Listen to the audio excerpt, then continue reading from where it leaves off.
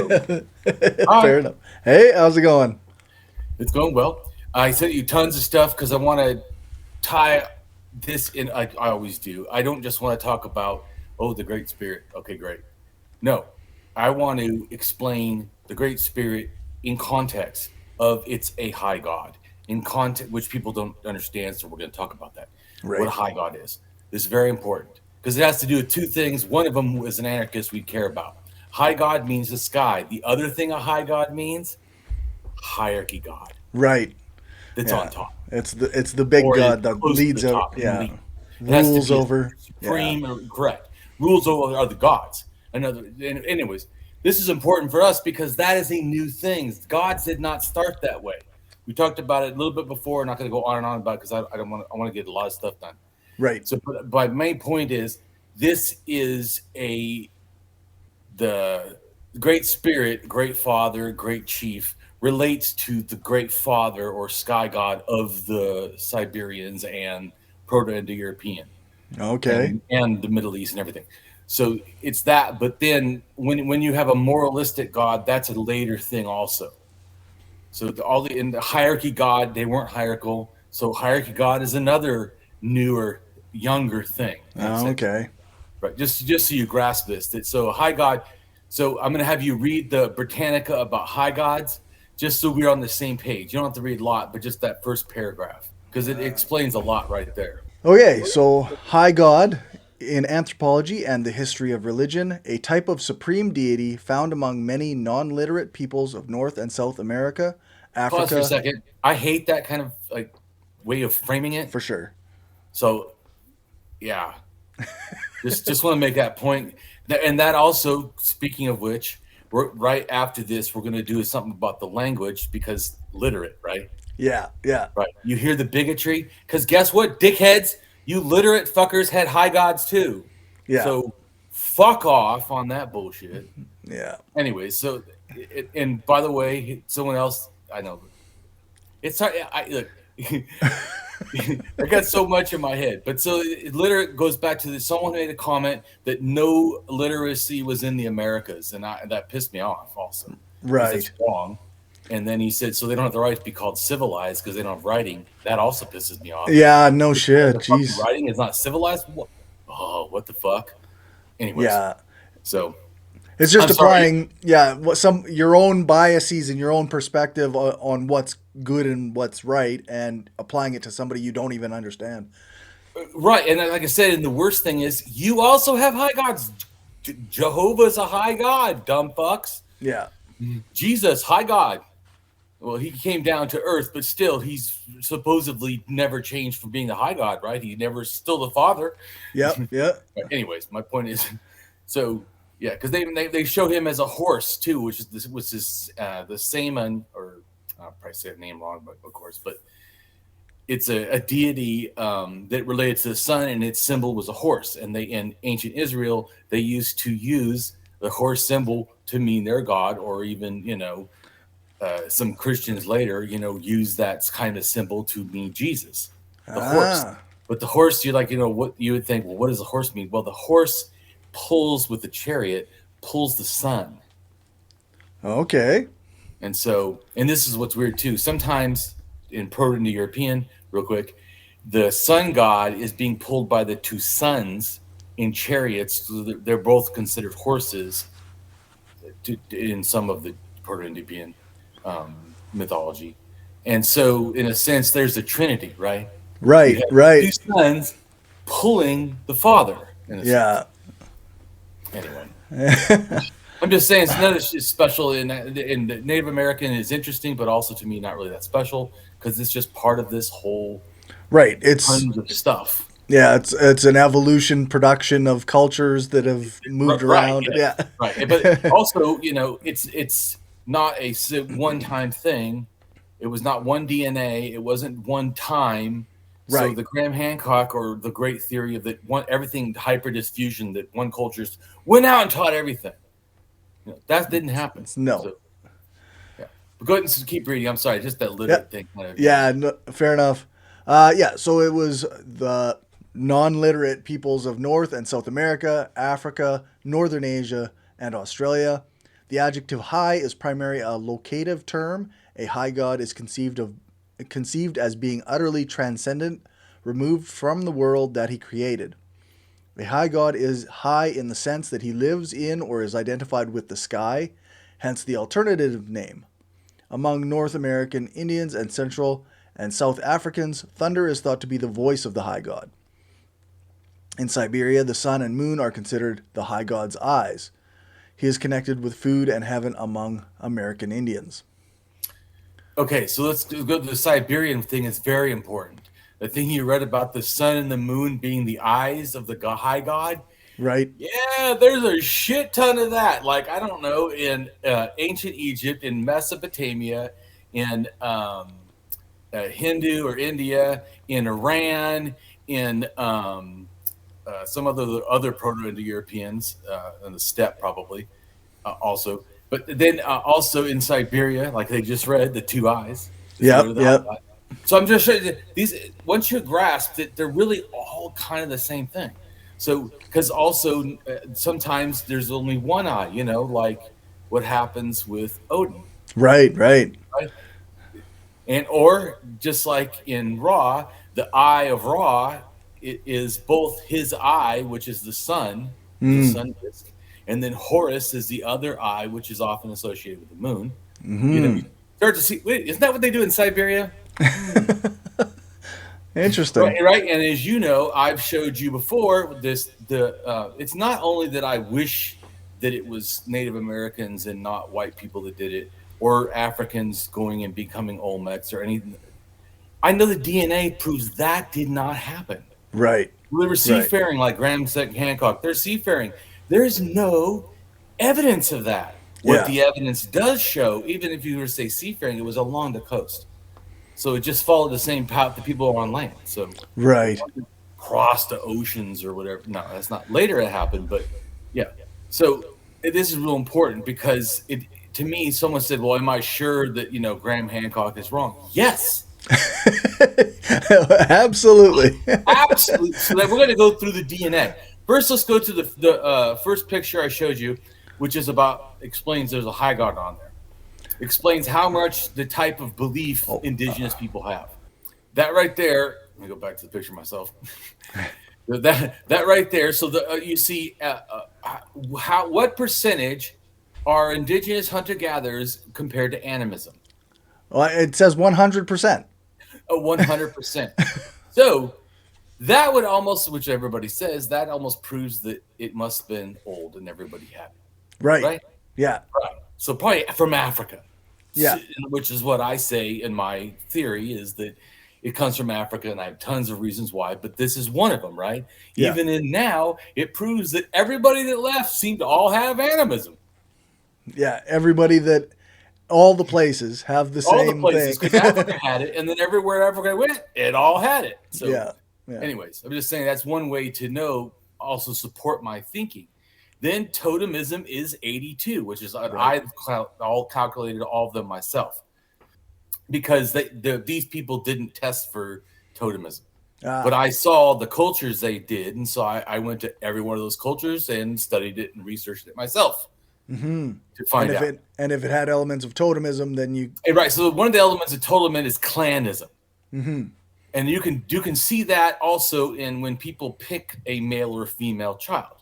I mean, or parental line, or a mother line, or whatever, right? Right, whether they because in Africa, like the Hazai, it's bilateral, whatever. It's the mother and the father. It's not like only one side, which like really makes sense. For sure, yeah. Like you're linked to. So the ones that seem like animism only, there's like 4 or 5 in Africa. So it also shows me. Well, since no one else has it, and Africa has a bunch of them, you go, hey, I'm thinking it must have started in Africa, which is already my theory anyways. Right. But this is just evidence that goes, yeah, that theory's right. Yep, that theory's still right. Yeah. Right. So then the next thing is belief in the afterlife is 79%, and shamanism is 79%. And I would totally agree with this because totemism is about this world and how you act in it. and you get punished. In the clan will kill you, so you get punished in this world. Animism is about the world being, in a sense, magical or spiritual. Right. So those don't have a thing for the afterlife. The Right. animism is about now, right? And Yeah. then totemism, in a sense, is about now and thinking of later, and it also thinking in the past, your ancestors, and then your future things. Because animism doesn't think that way. Animism's everybody's equal. Right. Right. Totemism starts classing, organizing, hierarchying people. That's not. You also know for animism, only cultures, because you look at them and they don't have leaders. They don't see women as not equal. Right. They sometimes see children as equal. I mean, and elderly. I mean, it's just there. It's like anarchist, communism or something. Right. Just, well, I'm just saying. For sure. That's an animist only culture. That is how it operates. Yeah. So, right. So we're on the same page. You understand the gods, and you understand this culture stuff. And then if you go down, what's the next thing? 45% have ancestor worship. Right. So that tells you that must have been later. Right. Yeah. It wasn't. So you see what I'm saying? You start to understand, but it's still kind of high. Then the next thing later becomes high deities, right? They're 39%. But then you go look at the next one is active ancestor worship. Oh, wait. So one of them kind of has a general feeling that we care about ancestors. This other one is like, burning incense every day or something. Right. Right. Yeah. Praying to them or whatever. Right. It's more active. And so it just shows that being in that kind of mentality couldn't have been first because it's almost the least. Right. Yeah. I'm just showing like how you look at what they're doing, and you can kind of get a general, because I'm not saying this is exact, but a general idea of what happened in a sense. Right. You're not gonna start off like, it's not gonna be like the lowest percent is first. Like right. I mean, I'm just and it could be right because it could have changed. But I also see that practically maps what I think religion did. Mm-hmm. So, and I wasn't trying to map it. I did the map what I think, and I looked at that and I went, whoa. It matches pretty good. Damn, it looks like that. I might be onto something. Anyways, so then you see, then you have the lowest thing. What's the lowest thing, Corey? You've got active high deities. So 15%. Yeah. So when people say everybody has a god or gods were always there, do you believe that, Corey? It's clearly not true. Not true. Right. This is important. Because gods and me are paganism. It's when shamanism gets worship of gods because it didn't always have it. Right. Because we already showed by looking at that chart. Okay, so we can close that chart down. Okay. And then the next thing, picture you see up from there shows a few languages of the North, including one in the Americas, and North America and Canada. Yep. And it shows my theory that it all came from the Lake Baikal area, and that's why. And by the way, also every one of these cultures had shamanism. Okay. Not one of these did not, and so I'm showing also the dispersal of, I think, shamanism. Right. Okay, let's go to the next picture. I'm gonna try to do this fast. Okay. So the next one is the Golden Mountains and Lake Baikal, which I talk about all the times because I want you to get a bearing of where these are, because this is where I think the mythology of the world practically comes from. Right. So it got it more than one time, and it evolved a little bit, so it didn't send out the same thing every time. Right. Like evolution. Yeah. Then the next picture up is showing. He said, "Oh, Damien, how are you sure?" Here's how I'm sure. They could track the DNA which way it went. Right. And we can see it didn't go by water. Yeah, because it crossed the Bering Strait, right? Right. They have the DNA on both sides, and then going down to all land, So yes, they understand. These are the female line, and also you see it says 12 and 15. Those are two different times it came in. Right. It actually came in at 24 or something, or maybe even 30. And then it also came in at 15, and it also came in at 12. It also came in at 8 to maybe 6. and then from maybe 6 to 5, and then from 4 to 3, and then from 2 to 1. I mean, so it massively coming in multiple times. Right. Next picture up. This is again showing like a hot spot of the how it relates the female DNA both in North Asia or Asia and the Americas. Just showing that how they went, right? Right. They didn't go by boat, Corey. No. And if it did, it was right across the Bering Sea or whatever. Yeah. Hello, Alaska. Right. So they're just trying to, we can close it down. So I'm just trying to show multiple things. Why am I sure, Corey? Because I know the evidence. You followed multiple strains of evidence. Right. Next picture up shows you this is the male DNA coming in. Okay. And it tells you, is this African DNA? No. So people stop saying that the Americas are black Olmecs. It's right. It's just not true. Yeah. Not yes. And saying, well, the carvings look to be, negroid or whatever they say. And the carvings aren't DNA. Who gives a shit? I mean, it can look like lizard people. That doesn't mean lizards came over. Right. We know the DNA. We know also which way it came. Don't you see the arrows, Corey? Aren't they coming from, Asia, like Damien says? Yep, that's right. Right, and then they filled out America, even South America. Where did it come from? Did it come straight across? No, it did not. It came from the same place. This is like we'll go on the next thing. Okay. That's the male. This next picture is just showing the Dane Yinsen or Yeniseian language that's connected from Siberia right near Lake Baikal and went all the way over and ended up in Arizona. And just saying what time and what cultures and stuff, we're going to get off of this. Also, a little bit of NDNA came in, which I don't have a map for because it's very little and people just haven't done it. But it still came into the Americas, so it still has, in male, had some influence, probably mostly in Alaska, but still, you can still, because it's from Asia, from China. So they're going to bring a little bit different ideas, even if it's, which I think most of the stuff is similar, but it's still different. Even like in Proto-Indo-European, German's different, than say, Nordic, even though they're almost related in a sense. They're a little bit different. Yeah. They're similar, but they're different. So that's what I'm trying to say. Just like Greek and Rome is very similar, but yes, still a little different. Yeah. So anyways, this is mythology. It's not reality. It changes.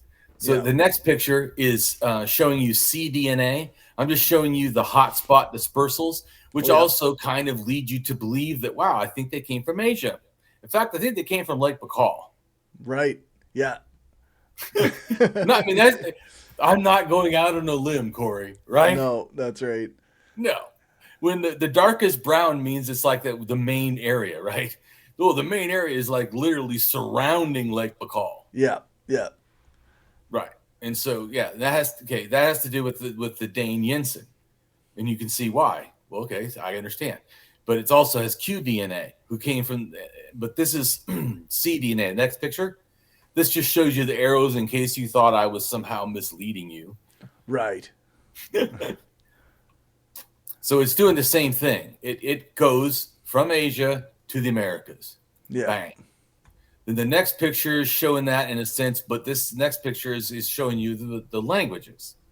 Okay. But of course, the languages were carried by people, and I already showed you which way the people went. Yeah, yeah. Makes sense. Yeah. Corey's like, I don't know. This is too confusing. I think Graham Hancock is right. People were speaking the languages as they went across. Right. So let's recap real quick. So they brought the high gods from Siberia along with the language and the tool making, and that kind of stuff, whatever, knowledge and hunting, and then went over. And then of course they adapted it from there. But it's completely wrong to act like it's not related. And that's why this is like a follow-up in a sense, or a clarification of what we already talked about, the Sky Father. Because in fact, we're going to watch one of the videos where the Native American says, and the Dane from the Pueblos says that he is our father. We call him father or grandfather. So Right. it's literally, yes, I know you do. Corey now knows you do. Corey's like, yeah, I know who Skyfather is. Got it. Because it's not limited to Native Americans, Right. and it literally is probably all from Siberia. Mm-hmm. So I think that the one of the difference may be why the Great Spirit is in some cultures like not very is more non-anthropomorphic, like not human-like, is more like an energy, because that I think relates to the Chinese idea of qi, and also relates to yin and the yang, just like the two eyes relate to the yin and the yang, the dark and the light. Right. Okay. So, and then the next picture up is QDNA, and this just shows the arrows. I didn't make the arrows. This is just a research. I just wrote Lake Bacall so that focus that you see what I'm talking about. Yeah. But this just says how it went over in the DNA. And of course, it does just what I said. And it's definitely near the Olmecs, right? And 90-something% of South America, like 95% or something, is QDNA male. Right. Yeah. So, and it all came from Siberia. Yeah. Get out of that one. Then go to the next picture. This is QDNA, but showing just the DNA map. But it's literally showing, there's Lake Bacall, and it's still showing that it came from Siberia into the Americas, and most of America is QDNA. Right. Right? I mean, there's literally, I don't think anywhere you can go that there's not some QDNA. Yeah, for sure. Yeah, right. There's no like white spots. There is no white spots. Yeah, right. You get what I was trying to say. So when people ask, well, who went over there, Corey? Well, QDNA sure as hell did. Yeah, that's right. QDNA is everywhere. Right, and QDNA is from Central Siberia, near Lake Bacall. Yeah. Anyway, so let's go to the next picture. Of course, this is not reality. This is fantasy land and white supremacy.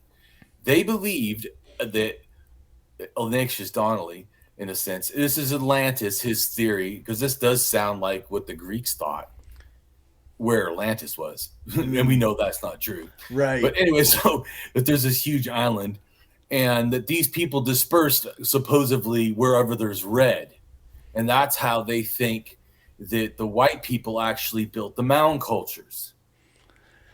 Okay, that's what they think, is it? And they think they built the pyramids because they're over there in Mesoamerica and in Peru, right? And look, they're over in Egypt, so they built the pyramids in Egypt. Right. I mean, of course, everyone needs to understand, I don't agree with that. This is false. Fuck all. And I think those maps I just gave you of just the DNA and the language alone should hint to you, no. Yeah, for sure. Atlantis didn't exist. Didn't exist. So great ancient white people did not go anywhere. And how do I know? I just showed you the language in the DNA. Yeah, that's right. That's how I know. And there's even more information I know than that to do it. And all the myths are going over that way. Anyways. So the next picture I want to look at real quick. This is one that I didn't post. Some academic posted this. And then someone got on there, some, white savior, and said, well, actually, no one in the Americas had language, written language, so you can't call them civilizations. They're just cultures. I'm like, what the fuck? That's not how that works. First off, to me, civilization should be civilized, meaning behavior that's conducive for all of us, right? I think that someone co-opted that. It reminds me of when a person says they're an anarcho-capitalist. You know what I'm saying? It's one of those oxy fucking moron. You love dictators as long as they're not government. Yeah. What the fuck?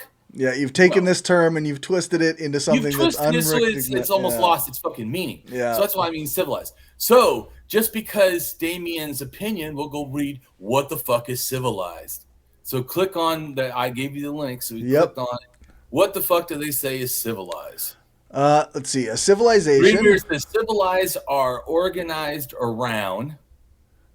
Yes. Civilizations are organized around densely populated settlements, divided into more or less rigid hierarchical social classes of division of labor. Okay, pause Often, for a second. yeah. What the fuck? So Yeah. hierarchy is considered civilized? Yeah. If you don't have hierarchical social classes, then you're not civilized? That's weird. Right? You see how that I find, or I should say, I take offense to that. Right. As an anarchist, fuck you. And you're that the only way you're civilized is you have to have hierarchy. Oh, what the fuck is bull? So hold on a second. To be civilized, you have to have inequality. This is Doesn't civilization that sound like concert. a moral act, that should be violated there? Who Like, wrote wait a this? minute. Shouldn't you have no inequality or low inequality, and that makes you civilized, right? Yeah, this I doesn't mean, don't work. they have this ass fucking backwards? And then, because you're probably saying, well, you know, you need to understand, Damien, that when they say society, it means something different. Where's the one where it says that society has to do with about slavery or something? Oh no. Characteristics of it. Okay, it says down where it says characteristics, and then it's read where it says Andrew Nikiforuk argues that civilizations relied on shackled human muscle. Yeah, that's. Oh yeah, here it is. Yeah. Right? How Sha- can that be in the same? I'm just taking an What? anarchist moment for a second. Yeah. What? Yeah. How can those two things be in the same fucking thought? No. Civilization and human inequality and brutality. Whoa, wait a minute. What the fuck does civilized mean? If that's what civilization is, then maybe I am anti-civilization. Well, I would agree with you. If you mean that I have to have hierarchy to be civilized and I have to believe in the shackling of human muscle, and then it goes on, it says, it took the energy of slaves to plant clothe emperors and build cities. Oh, well, at least they admit the slaves built the fucking cities. Yeah, that's And, true. and consider, I know, the one fucking shining beacon of hope in this crap fucking statement, and consider slavery to be a common feature in pre-modern civilizations. How fucking gross. Slavery is common, and you think that's civilized. How? Yeah, that's so weird that's how we're defining civilization. Anyways, and then Yeah. here's another bullshit statement, which I think is gross, saying that civilization has to have agriculture. Right. All civilizations have depended on agriculture. So if you don't have agriculture, what are you? Uncivilized. Right. Like, oh, I like how you fucking totally like that word became like kind of offensive. Yeah, for I agree sure. with you. What the fuck are you talking about? But down the same page, you go down a little more. I'll just read it. However, in some places, hunter-gatherers have had access to food surplus, and among the indigenous peoples of the Pacific Northwest, and during Mesolithic Nufian culture, which is the one in Israel, Okay. or Palestine, that culture, but also maybe a little bit of Jordan, a little bit of Syria. But anyways, and you already know when they already start realizing, well, okay, hunter gatherers kind of Northwest kind of have, yeah, because they also have slavery, they also have charity, they have a big events where they, and here's the thing, they say, oh well, they don't have a written language, and I'm like, you know what they did have was sign language. Are you Right. trying to say that's not a visible language? Right. What is a written language if not a visible language? Yeah. Right? So, and real quick, I'm going to send you the thing, as I have a map of the thing, and most of the Americas hand language. So when you say they don't have language, or in a sense like writing or advanced, I think sign language is advanced, and it's literally something you see in, not freaking, you know, um, just here. Right. It's more advanced. You got to remember that stuff. Yep. Here it is. Because I just wanted to make a comment that, and so this is, I think it started spreading around at least 5,000 years ago. I just sent it to you. Yep. Right, and because it relates to Tlingit and the Haida. So I think that it, once, like everything else, it comes from the north, went to the Tlingit, and then spread out down through everybody else. Yeah. But that still would mean the entire United States, which also, by the way, when we colonized them, that's also why they could talk to each other. Sometimes even when they were different tribes, not because they understood each other's language, but because they understood each other's hand language. Right. Right, sign language. Sign language is definitely, anyways. And they also have symbols that have meaning. And so, yeah, anyways, we'll get out of the civilization thing because it's kind of irritating. Yeah, no kidding. At least for an anarchist, it's irritating. I'll put it that way. And since I am, yeah, for sure. I just hear this and I'm like, this is gross. What the fuck? Yeah, it's like the next thing that they just want to say, like, if it matches the characteristics of a society that we currently have that we call civilized, then we're going to say that it was a civilization. That's what they're doing, right? It's like all bias, basically. Well, if it says it has to have hierarchy or it's not civilized, fuck off. Yeah. What the shit are you talking about? Oh, I guess I am anti-civ. I didn't realize I was anti-civ. Well, at least their definition, not what I thought we meant. Yeah, exactly. Yeah. Because like I agree with you. Then if you say it has to have hierarchy, then I am anti-civilization. Yeah. Wow. But if that's how you're going to define it, I didn't know and it has to have slave waiver and fucking making people suffer, then fuck that shit. Exactly. And I do hope society, fucking civilization, fucking crushes. Because fuck that. Yeah. No.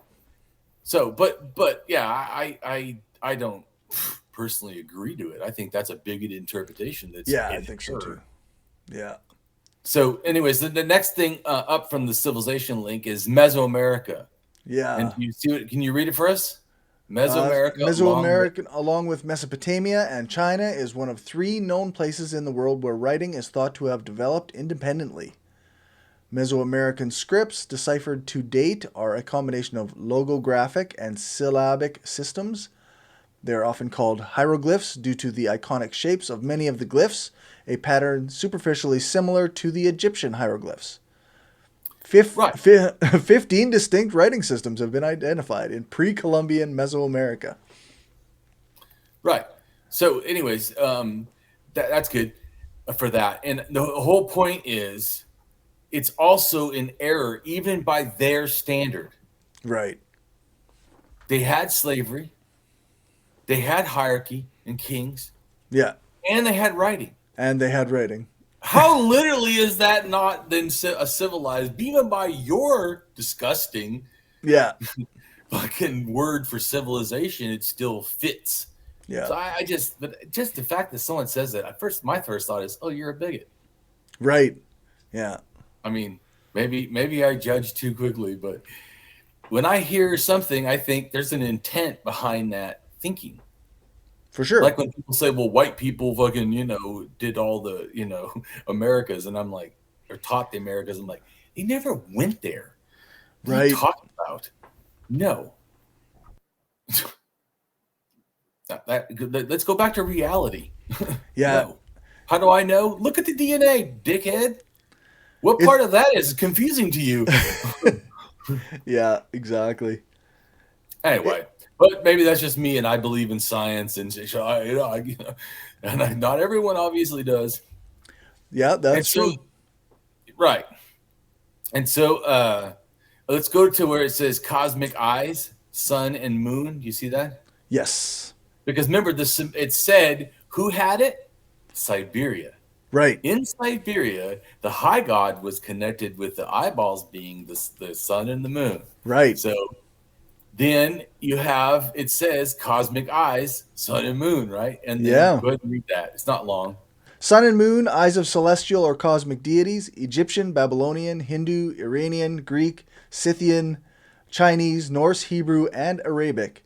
A variety of sun gods and solar figures are naturally conceived with only one eye. Right. So high gods generally have this feature. And the most common place to find the feature is in Siberia, but also all these other ones that Siberia went to, Right. as we already talked about, and gave them not just this, but also their mythology, a lot of it, because some of it came from other places like China, but not Siberia, and they're a little bit different, but not much. And China got them from Siberia and then evolved them, so you're getting an Right. evolved Siberian. Just Yeah. like the Middle East is from Siberia, but then is an Gonna- evolved idea of it. Yeah. So, anyways, and then the next thing, speaking of Siberia and speaking of China, the Han Chinese are one of the highest ethnic groups, and in the north, their DNA is N, O, and C. They call them the three fathers of Asia. Anyways, Okay. because a lot of people have that N, O, and C. This has to do, this next thing, the link that's below the I thing, Yep. is Donnie Paulo. Now, Okay. this has to do with the sun and moon religion. And these people have shamanism, because that's what Siberia would have, and a lot of the Americas, and why you can have the eye thing about the sun and the moon. Okay. And so then go ahead and read what the writing I sent you. Yeah. Okay. Donyi Polo means sun moon, is an indigenous religion of animistic and shamanic type of the Tani and other Indo-Tibetan and Sino-Tibetan peoples of Arunachal Pradesh and Assam in northeast India. And then it says, all things and beings. This is real important because this is what the Great Spirit is. All things and all beings are part of the body, or they may not say body, but part of Seti. Right. Seti is this god who is the sun, right? And this is, I think, very close to the same thing as the Great Spirit. Ah. Seti. Makes sense. Yeah. Seti is the creation. His hair Seti becomes the plants and the earth. His tears become the rain of water. His bones become the rocks and stones. I'm sorry, Rita, I'm just hyped up about this. Yeah. And, well, because I understand it, and I think it's cool that I can show how Asia is matching the Americas. Right. You see what Yeah. I'm saying? Yeah. And Siberia, because this is also a Siberian religion. Once you hear this, you're like, oh, come on. Anyways, his two eyes, remember, become the sun and the moon. Right. Bam. Right? Then so the sun and moon, and then go ahead and read this one. Sun and moon, or Yeah, Donnie. Donyi sun and Polo moon, which are respectively female and male in the Tibeto-Burman tradition, are called Anyi Donyi, mother sun, and Abu Polo, father moon, constitute a notion similar to the yin and yang of Chinese culture. It is the analogy through which the divinity, Seti, can be described, representing the way in which the divine principle manifests itself. That is... So pause for a second. Yep. So Seti is a deity that has two eyeballs. One of the eyeballs is male, one is female. Ra, the eye of Ra, sometimes acts independent of Ra as a female deity. Ah, Doesn't it sound like this? pretty similar, eh? Right? So Egypt has the same thought that these have, and Siberians have, and the Americas have, with the Great Spirit, especially. I'm just trying to show you that I know that it, like you already got this, that everything, and I'm just beating a dead horse constantly. but I think I keep showing I'm not wrong. Here's another thing. I'm not wrong. Here's another thing. Here's another thing. Hey, you forgot. Here's another one. Oh, wait. Another one, and another one, and guess what? Another one. Yeah. Yeah. It's not one thing. It's not, oh, well, they could have accidentally come up with their own God. They did not come up with 30 fucking similar things. No. Exactly. Exactly. Especially when Yeah. the DNA is matching and the languages are matching. Well, people take their brains. I know it's crazy. Yeah. Yeah, like for sure. If it was just one thing, you could maybe pass it off as like a coincidence that somebody came up with something similar. But yeah, like you say, like it's so many similarities that go across so many different cultures. It seems pretty unlikely that it's all coincidence. Exactly. Right. So then if you finish reading what it says there, it is analogy through which divinity, steady, is described as representing the way to which divine principles manifest. See, this is now not talking about a person, Yeah. but like an energy back to the chi, which is Right. very similar to the Great Spirit, where it sometimes sounds like it's just a way of being, not really even a thing. Yeah. And Yeah. good and Yeah. eternally Eter- veiling. yeah, eternally veiling, unveiling, and then revealing himself in nature, providing harmony and balance to the universe. For example, in the alternation of light and darkness, heat and cool, or unity, analogically, the sun of the daily sky, and multiplicity, analogically, the stars of the night sky. Right. So once again, it's about the day sky, not the Yeah. morning, which is a different deity, or the night deity, sun. Those are different. The day and then the Mongolians say we worship the great blue sky, which is the Ah, day sky, right, which is right. the sky god. And they're like, well, yeah, ours is a sky god. And I'm like, yeah, and that sky god actually, the word came from Yinsen, which is the QDNA from Siberia. Ah, yep, So he's like, oh well. So I mean, just the words match, the yep. concepts of deities and the worldviews, and and their flat Earths and their floods and their people from clay and just over and over tons of shit. It's all the same eyeballs. Yep. Anyways, so I know Corey's like, I already get it, Damien. I know, but I want to fucking nail it home. Remember, Yep. Hebrews had this shit too, like the Bible God. So read the thing right above where it says El, which is the god of Canaan or whatever. Yeah, El Elyon, God Most High, from Hebrew. High God in anthropology and history of religion, a type of supreme deity found among many non literate peoples of North and South America, You can stop Africa. there. Yeah, Remember, that's the same that's the thing. same thing. Yeah. Right. So I'm just trying to show you that when Hebrews said the God of Most High is literally saying this is our high God. Right, right. Yeah, for sure. I'm just showing you a funny thought, right? So, because once again, I want to make sure people get you're not Christian somehow and like thinking, oh, listen, all this paganism, it's you too. Yeah, that's right.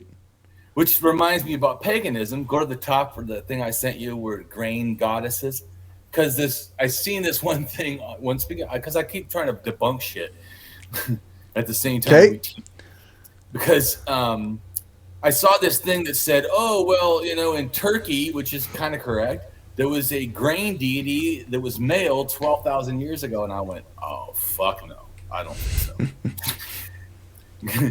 Everywhere in the world, there's grain deities of female. There's a few random deities that are men that are associated with grain. Usually they're not just grain. They're like something else. And, oh, yeah. Right. Oh, yeah, grain. So I really find that to be not true. and there's a link that shows you that all these, and it says, can you read it? Paganism. Yeah, paganism commonly had a sky father god and an earth mother goddess. Each region of the world has its own special grain or land goddess. All are similar, and each has given birth to their own special grain. Right. And if you click on that link, that's them saying that. And then they break it down, every single one. So I didn't say that. They are. Right. My point, though, is I'm trying to say is that I know that person was wrong because I've studied. Right. Yeah. Right. That's how I know. Because it's like I said, that one conspiracy theorist, or I believe he is, was saying to me, that how do I know, because I said Graham Hancock's wrong, and I know I'm right. Well, I don't think it's right to say you know. Yeah, you're correct. It's not right to say you know when you do not know. Yeah. Yeah. But when you know, It's it is okay to not say it. wrong to say. And then how do others know that you know? Well, there's this little thing called evidence, Yep. and then that's how other people realize you know. Yeah. Anyways, so just so I debunk that, okay, because animals come first, then it's female goddesses have a prominence, and then later by 7,000, then there's male gods, and male gods take over about 5. Same time the states are invented, and religion becomes part of the military. Anyways, and I post this stuff because I want to focus on sky gods and the Americas, but also want to not forget for people that Earth goddesses were also there. We already talked Right. about that. And so, and actually all the myths, I'm not trying to break this up and just say sky gods are the most important. I'm just trying to show, because a lot of people now, like especially in atheism, a lot of times they'll just say God. Right. They won't say goddesses. Because they don't think in that sense. So that's why I sometimes focus, not because I care, but I just want them to see. But gods of the earth are less common than gods of the sky. I'm talking about male. Mm-hmm. And the sun also is generally male, although there is some sun goddesses. And its hierarchy is generally the thing that the sky gods generally almost all have. Right.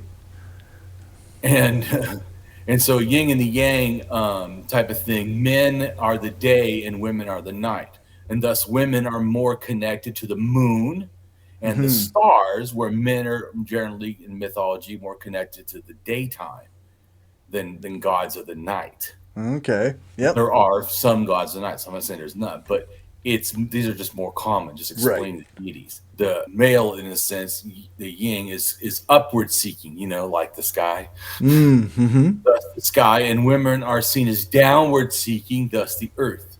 Ah. And thus I also see this as sexism and limiting of gender roles, because it starts, to me, classifying where people belong. Right. Right.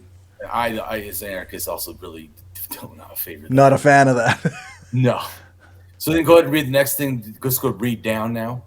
Okay. It says, the other reason I bring this up. Yeah. So you say the other reason I bring up yin yang is ki, spiritual force that is similar to how Native Americans see the Great Spirit sky god. Right. And that's why I want you to get this. Then when you hear, we're going to watch the videos and they make it sound like this, you're like, oh, an energy force and stuff. Oh, yeah. They're talking about ki. But as you saw, too, in that one Dupali, their SETI deity also did that. Mm-hmm. And also was everything in the universe.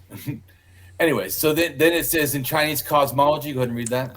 Yeah, so in Chinese cosmology, the universe creates itself out of a primary chaos of primordial ki, or material energy, organized into cycles of yin and yang, force and motion leading to form and matter. Yin refers to female energy and yang refers to the male energy, so we can relate the Great Spirit with ideas about the yang energy. Right. See, that's what I'm trying to help you grasp, how this relates in Chinese thinking, sort of. So you can see them together. Right. It says yin is cold and wet and yin is hot and dry. Well, if it's the sun and the daytime, yeah. That makes sense, yeah. Yeah, and then it says yin, female, passive, negative principle in nature. The moon, shaded orientation, covert, concealed, hidden of the netherworld.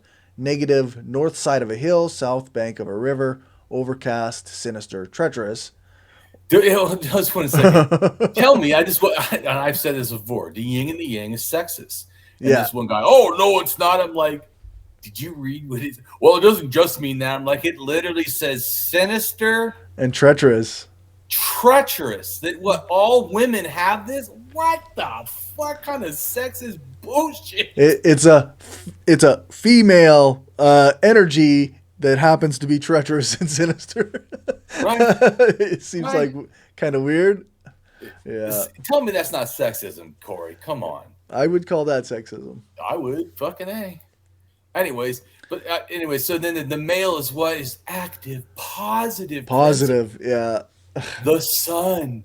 open, overt, belonging to this world, masculine.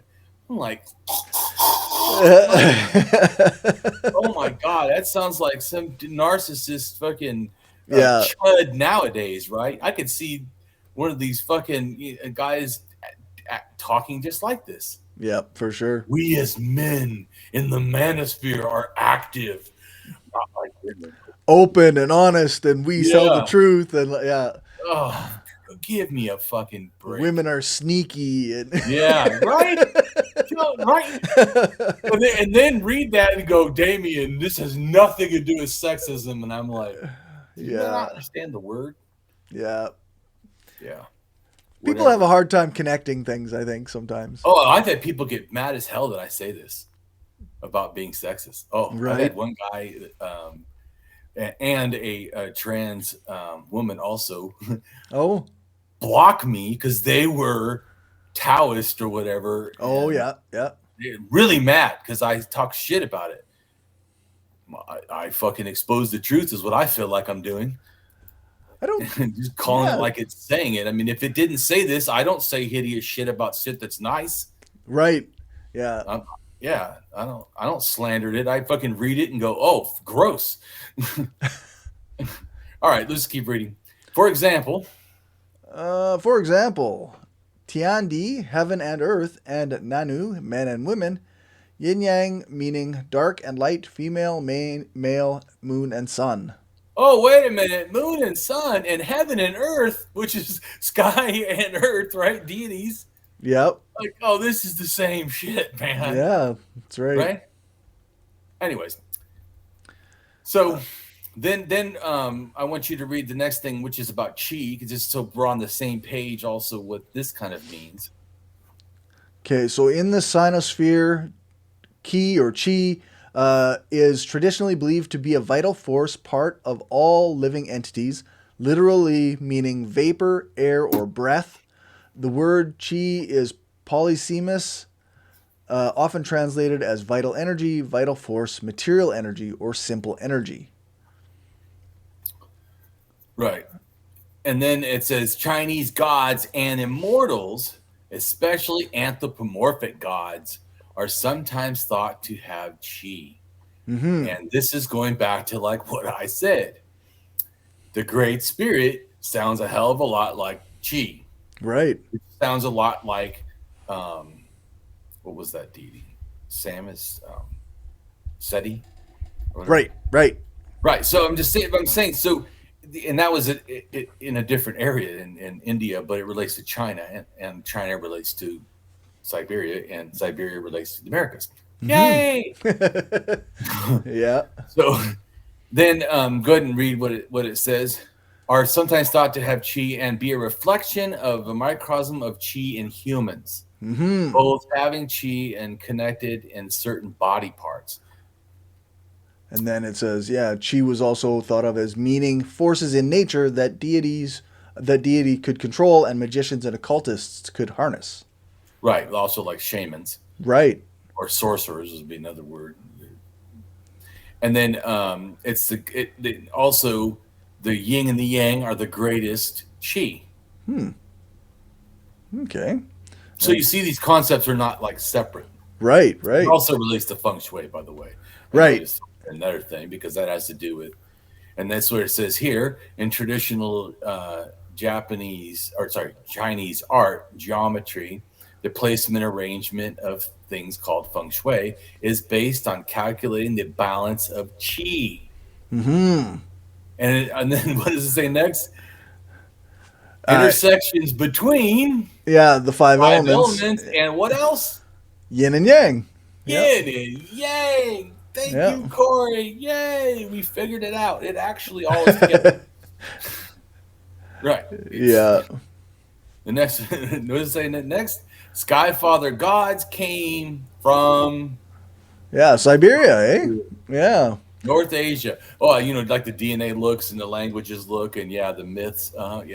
Migrating to the Americas, taking the thinking with them. Mm-hmm. Similar to other beliefs in Asia. Right. Yeah. Now, All right. we will go and we will click on the link for the Great Spirit. Do you Okay. see that link? I do so. Yep. Just to give a real quick read of what that says. Do. It says Native Americans are Yeah. traditionally very spiritual. And most tribes revere the Great Spirit. This is an English translation of the Creator, a deity or God. Native American culture to this day honors and is mindful of the Great Spirit. And Native American blankets, like the Pendleton Rio Canyon blanket, pay homage to the presence of the Great Spirit in all living things. Okay, so you don't have to keep reading it now, but I just want so they say something here. Do you notice they say a translation of the Creator, Mm-hmm. deity, meaning multiple deities, probably not a high deity, and then it's capitalized God. God, Right. meaning high deity. Just trying to, I know that all these terms, people that are not used to researching mythology, these terms or anthropology about how to look at religion. Right. But these terms help grasp what they're talking about, because also they call it high God. They call it Sky Father. Well, they call it Sky Father. Right. Right. We're just saying, oh, well, you all are calling it Sky Father. Well, because he's the Father God. Yeah, I know he is. Yeah. You're not fucking special. Yeah. This is also funny, too, because in a fucked up way, the people that came and gave Christianity to the natives and said, hey, your Sky Father, which was the Great Spirit, is Jesus or whatever, or, you know, Yahweh or whatever, the Bible, God. Right. Actually, in a sense, that is true. That's In a sense. The fucked up thing is, yeah, that is kind of true. Yeah. It is a similar thing. The sad thing is that they thought that it was better. It's just a big roundabout way is the thing. Yeah, it's not better. Same Same. or Not similar, better. Yeah. that's probably a better word, and related, but not better. Yeah. So that's one of the bigotry, I think, is that I don't see the Great Spirit as like less than Jesus or any other Right. God. Yeah. I'm trying to show you is I think it's kind of the same. It's just you need to understand it how they understand it. Yeah. That's all. Yep. Which is what I'm trying to do. So get out of that thing for the now we're gonna go to the first video. Okay. That's this one here. And we're I know going to one watch. just gave a link, but so the first one, it says, what is the Great Spirit of Native American mythology? We're going to watch it to 7:05, so we're going to watch it for a few minutes. Of course, Okay. I may, of course, say things. Of course. Expect me to do that.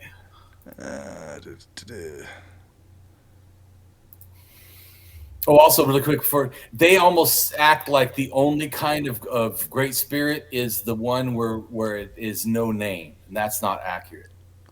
Because there's like at least three different expressions of the Great Spirit. One, as I told you before, is a great mystery. They don't know. It's not a thing almost. It's energy, say. Like, another one is kind of a deity, and it could maybe be male or female even, or whatever. It doesn't. And then there's the high God, which is always male. It's always the sun. You know, because it's related. Right. All right.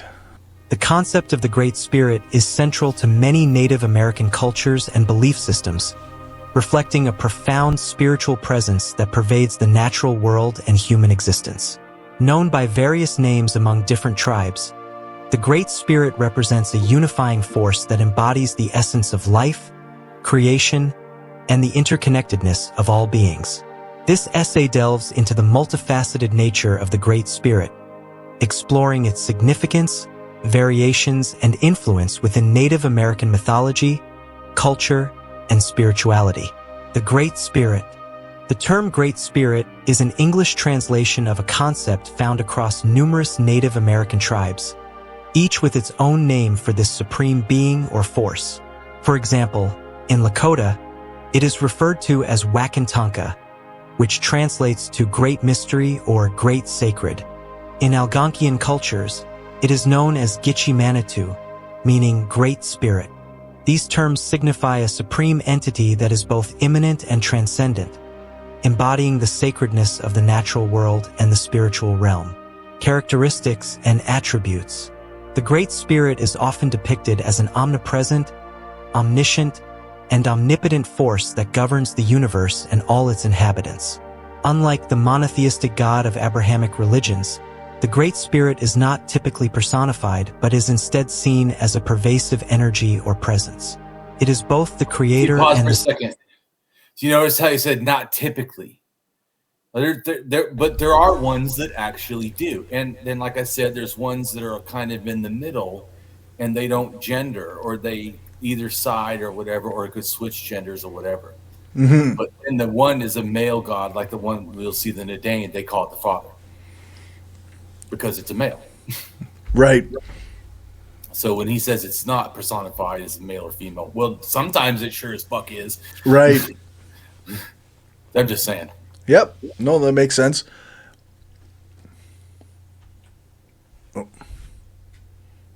Sustainer of life, imbuing all things with spirit and purpose. The Great Spirit is associated with nature, the elements, animals, and humans, highlighting the interconnectedness of all existence. Variations across tribes. While the concept of the Great Spirit is common across many Native American cultures, its interpretation and representation can vary significantly. Lakota, Sioux-Wakantanka, is considered a composite of several deities, each representing different aspects of the sacred. It encompasses both male and female elements and is central to the Lakota's cosmology and rituals. Algonquian, Gitche Manitou is seen as the creator of the world and the giver of life. It is a benevolent force that maintains balance and harmony within the universe. Iroquois, Haudenosaunee, the Great Spirit, known as Orenda, is an animating force present in all beings and objects. It is a vital energy that connects the Iroquois to the natural world and the cosmos. Navajo, dying the By the way, concept... that one back there is chi, a energy force that is in all things, and we're Right. yeah. Yeah. Well, this is interesting.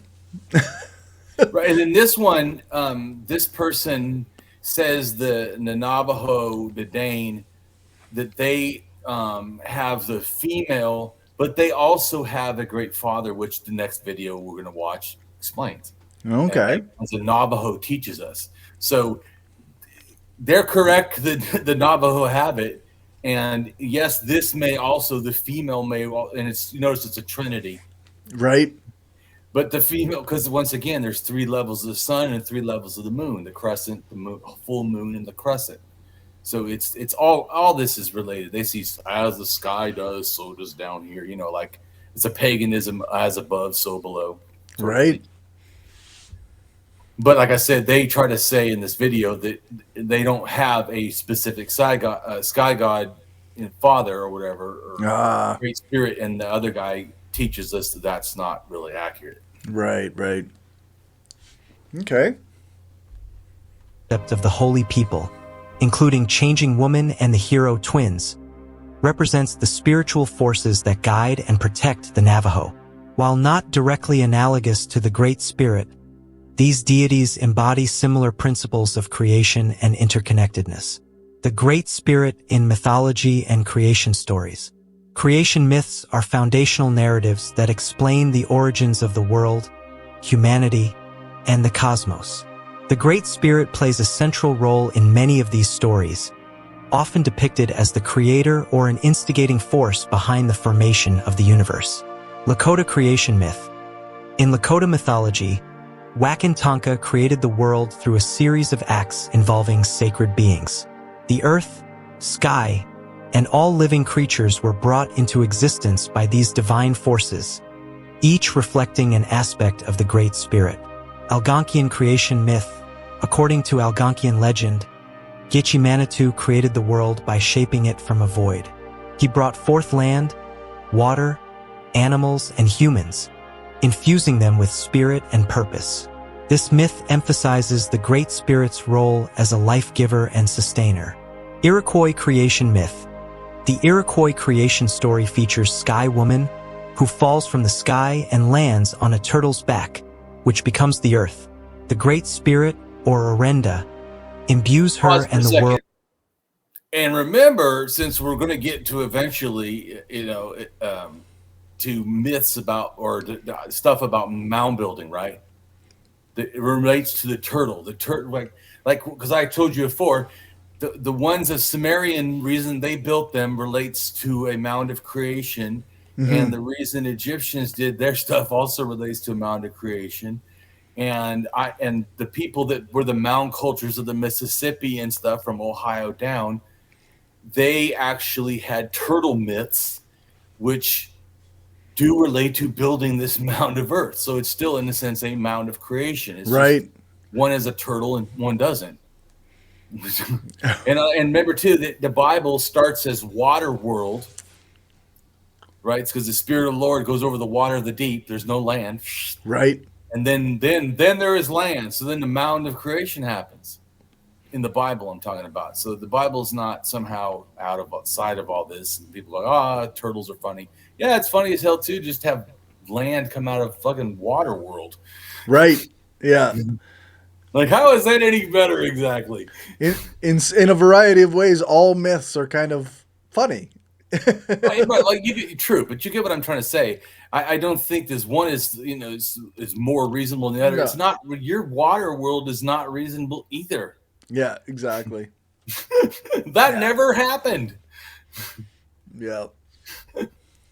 Anyways, so I'm just trying to make a point about the mounds. Oh, speaking of the mounds, also since we talked about before, Ignatius Donnelly and the Graham Hancock belief that it's this advanced, white generally culture. Yep. Because Fingerprints of the Gods and Graham Hancock does mention white, and that's why that one racist white dude said that he uses Fingerprints of the Gods to encourage people to become, the white race or whatever, Nazi fucks. So it is related. Yeah. and like the book that that I have, the great mound builder myth, we're going to read something out of there about how Joseph Smith said all the tablets and everything, his whole story comes from a mound that actually was just a berm and was totally natural from glaciers. Right. It looks a lot like the Ohio mounds. It's somewhere near other mounds. It's not a mound. So hilariously, Joseph Smith says all this bullshit happened in this Native American mound that's not even a Native American mound. So, yeah. And supposedly, of course, it gives the white race, that died supporting, and they were the mound builders because they didn't believe that the brown, natives could actually have built their own, structures. Right. Because they thought so low of them. Yeah. And that's what I'm trying to do too when I address and make specifics about why I think that the native stuff is still not, you shouldn't be putting it down. The reason I'm doing so much defending is because there's been such injustice. Yeah, for sure. So I don't think it's inappropriate for me to go out of my way to make, arguments, especially when it's true. And supports justice. Yeah, there's no reason why Christianity is a more worthy mythology. Exactly. Or its chosen high god is somehow better than the native's chosen high god. That's right. Right? Yeah. So you're like, no, actually, truly, if I had to pick from high gods, some of the Native American ones where they just call it a creator and he doesn't really involve with you and he's kind of a protector. Probably enjoy that a lot more. If we're choosing and you're asking me which one seems more, I don't know, go back to the word civilized. Yeah. I would say it's the protector, not the murdering genocidal psychopath that the Bible seems to favor. Right. Yeah. And you get my point. It's not like I'm trying to protect, these from critique, but I'm just trying to say, I think that the whole concept of the critique starts with a bigotry that somehow that one is more worthy. And like, no, I don't agree to that. If we're talking about which one sounds more worthy, I would say the indigenous ones sound a lot more worthy than that psychopath you guys like. Yeah, they often, I mean, they have their own issues, obviously, and we're not saying they're factually true in any sense. Correct. I'm just saying mythology. Right. Correct. You're correct. We're talking about mythology. I'm an atheist. I don't believe in any of this. Yeah. I'm just saying, if we're going to judge the myths, a myth where he genocides everybody and then he tells everybody they're going to burn in hell, practically, right? And the other one is just a protector deity. Yeah. What? How would I even have to think about that? Yeah, that's right. One of those seems okay, and the other one does not. Yeah, that's all. That's what the point I'm trying to make. And you're trying to say, well, theirs isn't any good. I don't know. If we're talking about good, I think theirs is like way better. Yeah, for sure. If I had to live under one of these fucking deities, I can guarantee I would prefer the Native American one. Yeah. Yep, that's right. But that's just me, and I like freedom, so. Yeah. I don't think civilization involves hierarchy. Yeah, Or at least exactly. It certainly doesn't for me. Yeah. I feel the most civilized when I don't have to feel like I'm under a hierarchy. Yeah. When there's no domination at all. That seems like we're all equal and respected. Fuck, then seems like the most civilized, but yeah. Let's go, because I'm going to go to 7.5. So okay. World with life and vitality. This story highlights the balance and harmony maintained by the Great Spirit. Symbolism and themes. Creation myths involving the Great Spirit often share common themes and symbols. Harmony and balance. The Great Spirit is frequently depicted as maintaining balance and harmony within the universe. This includes the relationship between humans and nature, the elements, and the spiritual realm. Interconnectedness. The notion that all things are connected is central to the Great Spirit's role. This interconnectedness extends to humans, animals, plants, and the natural environment, emphasizing the sacredness of all life. Renewal and continuity. The Great Spirit is associated with cycles of renewal and continuity, such as the changing seasons, the life cycle, and the passage of time. This reflects the ongoing influence of the Great Spirit in maintaining the world's order. The Great Spirit in rituals and practices. The reverence for the Great Spirit is evident in various spiritual practices and rituals among Native American tribes. These practices are designed to honor the Great Spirit, seek guidance, and maintain harmony with the natural world. Prayer and meditation.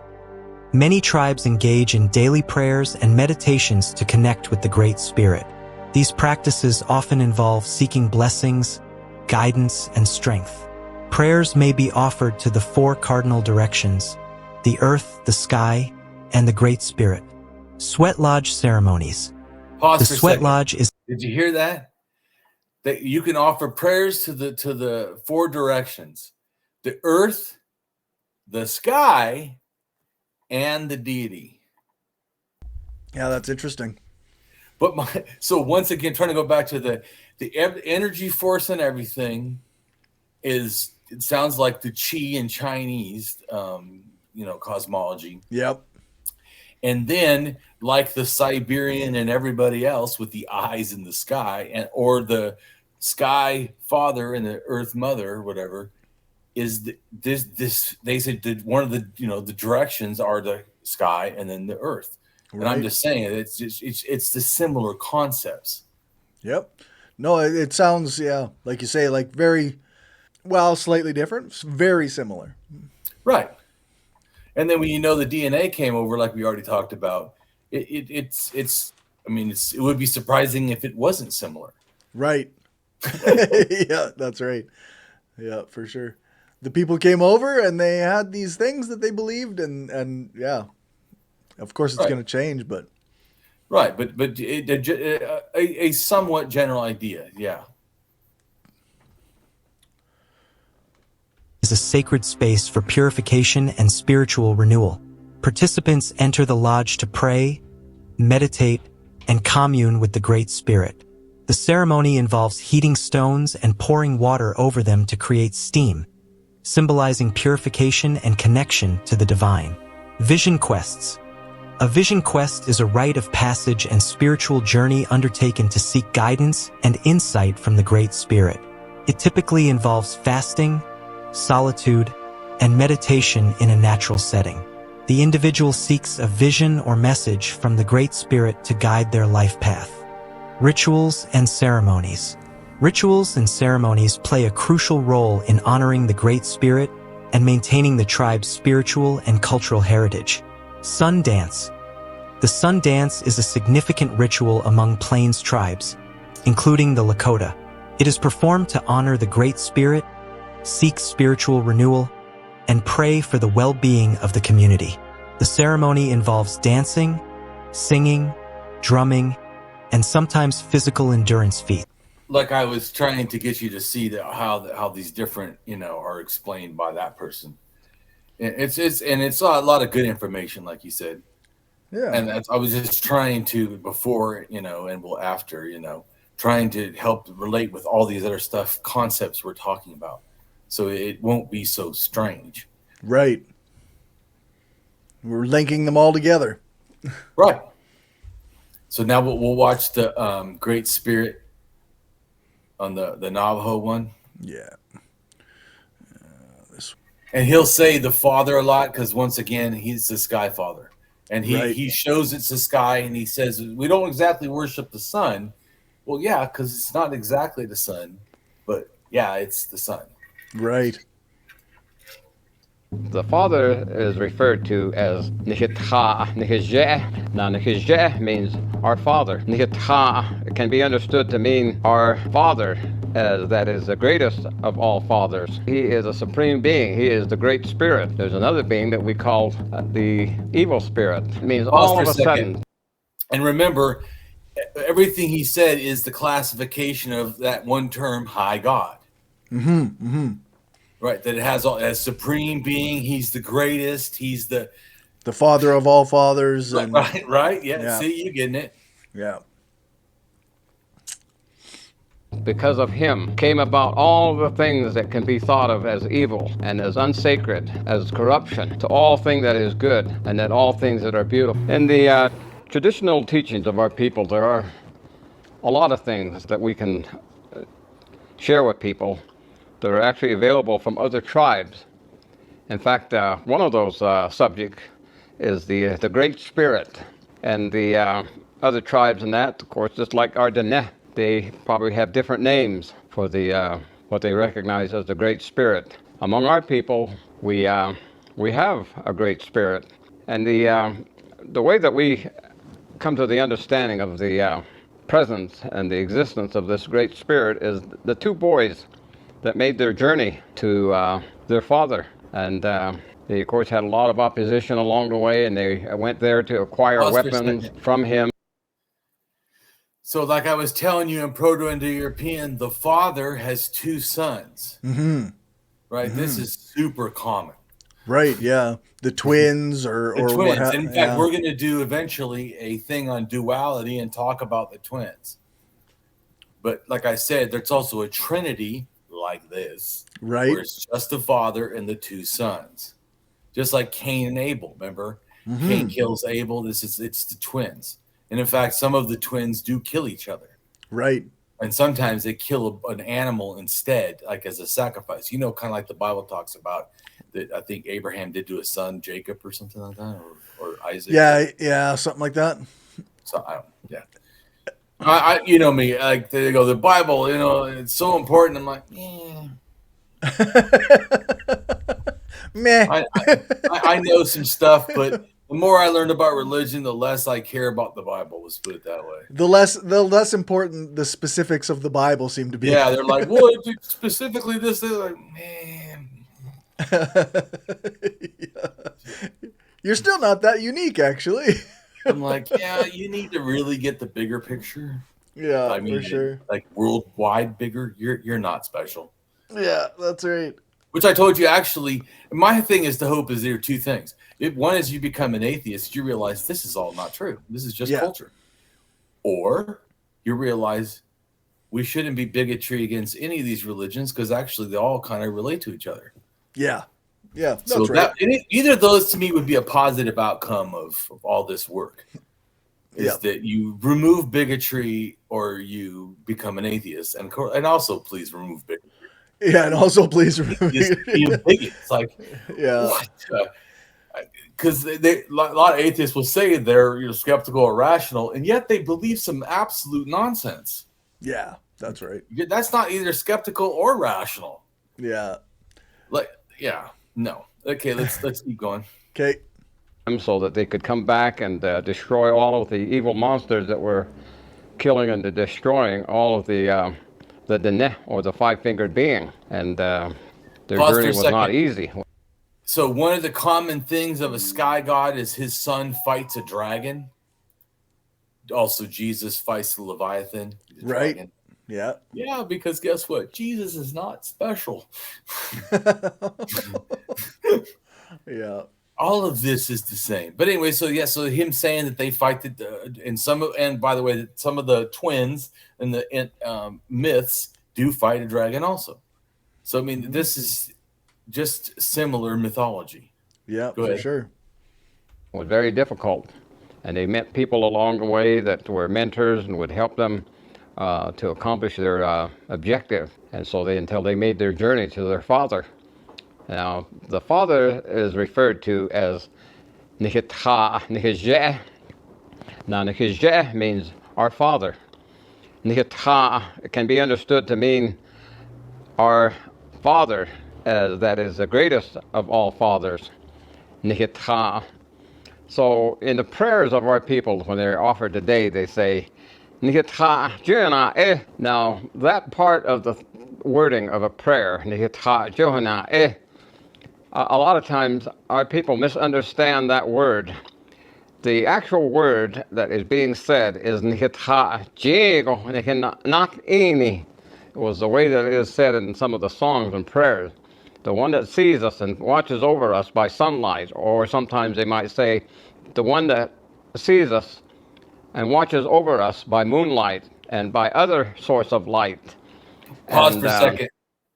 And so in there, do you not hear that he just said that looks down on, so he's in the sky, and his eyes, the sun, and then he goes, and the moon at night.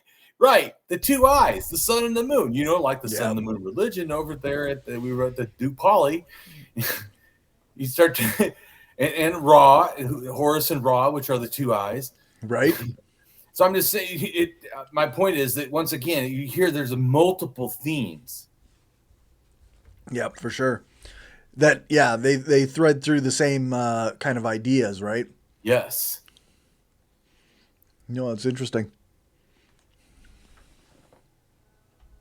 Nikiketntini, which is very important because that is the light of truth, and it is something that comes from Nikije or Nikita. Beshitnbeketntin is sometimes something we say when he recognizes truth. Or Dobetentinda is to say that he is not getting the light of truth. And so it's very important to understand in the teachings of our people, our young people especially, that we do not pray to the sun. We pray to the being that is the supreme being that is recognized as the Father, Nikita, or our Maker.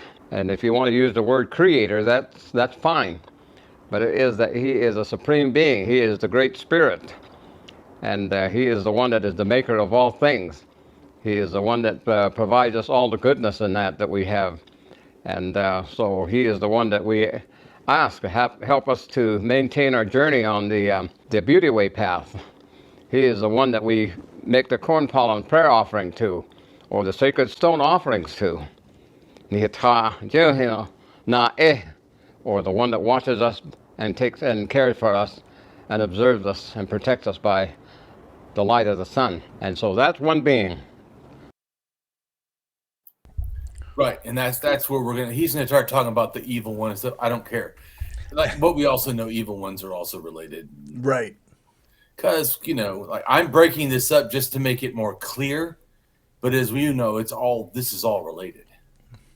I like it because they also in their videos say these ideas come from Siberia. I thought that was good. Better than the Graham Hancock, I think ancient seafarer. No. Right. Yeah. No. We have the DNA. We have the language. We have the mythology. No. We don't have to just believe whatever Graham Hancock says without any evidence. Well, and we can clearly know he's wrong. Clearly. Yeah, that's right. One culture did not do it. Multiple people came in, which I already showed, Q and C at least, and they didn't come in at the same times. And the female DNA matches that also, multiple times coming in. You know what I'm saying? So, no. And they all came from Asia, male and female. So, I don't know. I'm going to go out on a limb. Came from Asia. Yep, no kidding. The late Native American activist Russell Means also promoted the translation Great Mystery over Great Spirit, and even professed that Lakota spirituality is not intrinsically monotheistic. The worship of the Great Spirit, or Great Mystery, was led by a type of holy man called a shaman. In the religion of the Native Americans, the shaman interacted with the spirit world through altered states of consciousness. In his initiation into the rites of this deep spirituality, the future shaman would undergo a trial where he would be faced Pause with for a sin. second. Even though someone complains, says, Damien, you shouldn't use white people to explain things about Native Americans. Well, that means I need to have an Asian when I do Asian stuff, and a Siberian when I do Siberian stuff, and a European when I do European stuff, and a Canadian when I do, or whatever. It would be great, and I've said before, anyone wants to come on here, it is indigenous to any of these cultures we talk about, and give us your perspective. Absolutely. Come on. And that I don't attack people just because they believe stuff. Yeah. As long as you don't say that I have to accept it as true, you can say you believe whatever you want, especially if it's not horrid shit. If it's horrid shit, I'm going to make a comment. For sure. It's horrid. Yeah. Like if you say you believe that you should be able to kill children or, some equally awful things. Yeah. Yeah. If you say, I just made a comment, but other than that, I don't attack people just because they say stuff. Yeah. I guess I see it kind of both ways, right? Like I see, it's fair to say that representation matters, but we're a relatively small show. and we don't really have the resources to constantly be searching for people who are, from these groups. And so if like you say, if people want to come on and talk about their perspective as an indigenous person, about their belief systems and whatnot, then by all means, that sounds great. But yeah, I believe in anthropology. And ethnography, I believe that how I understand is by knowing the truth. So if someone has something to say, I absolutely would be open to hearing it. Yep. Because I want to know what the reality of stuff is. Graham Hancock likes to say, I'm just asking questions. You're asking bad questions because you didn't start with finding out from other stuff. Yeah. That's why I'm saying I'm definitely open to hearing, stuff. I've read, tons of religious stuff because I want to really understand, not because I'm just making a comment that some atheists, I just make a comment because I'm pretty strong atheist, and some atheists and anti-theists, are mean to anyone who professes a religious belief. Right. Yeah. I find that just to be toxic, and I don't do that. Yeah. It's not a terribly helpful way to do things. Well, yeah, I find it to be non-productive. Yeah, for sure. Because if the goal is that you feel better than them, don't you already? Yeah. And if the goal is to make them feel bad, why would that be the goal?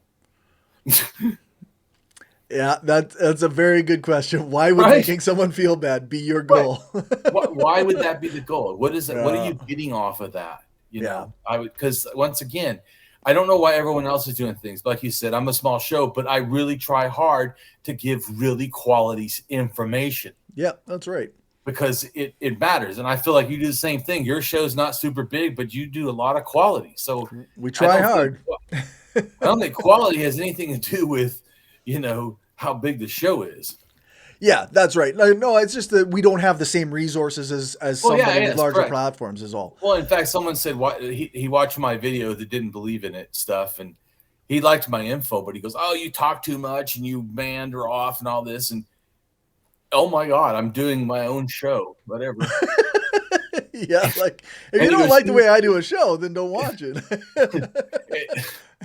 Well, because I am trying to give like Because in other words, we could do this different. We could do this where we're in the background and we just talk and show things in videos like that guy's doing, right? Right. All these other people right here, the Yeah. videos. They're just, I don't want to do that though, Right. because I want to give a more personal thing to history and to mythology and stuff.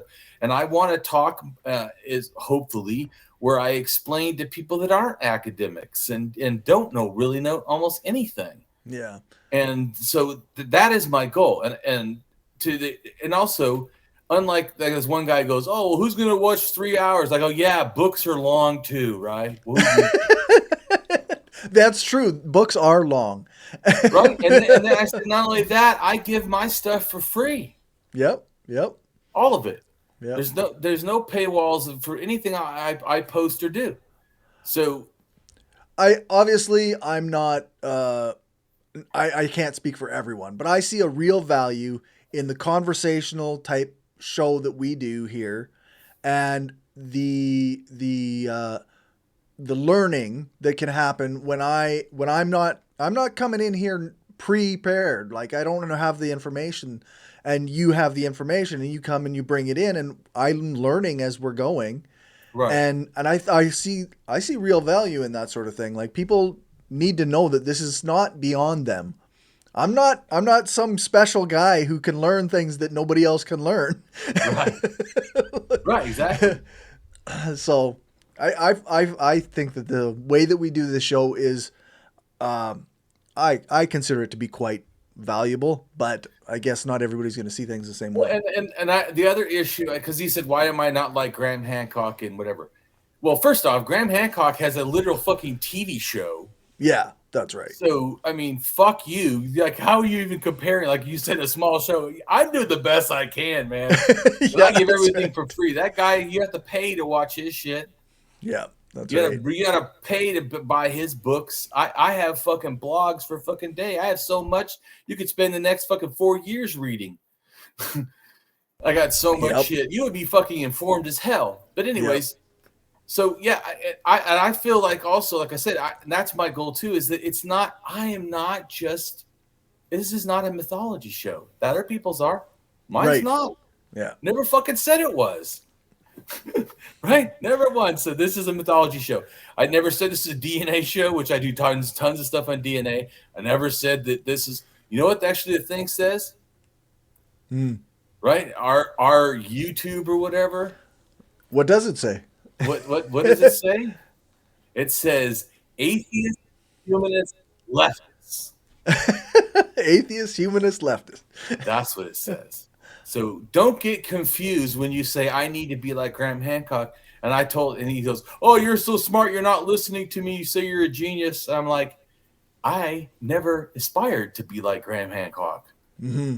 Like, no. And this show is not aspiring to be a mythology show.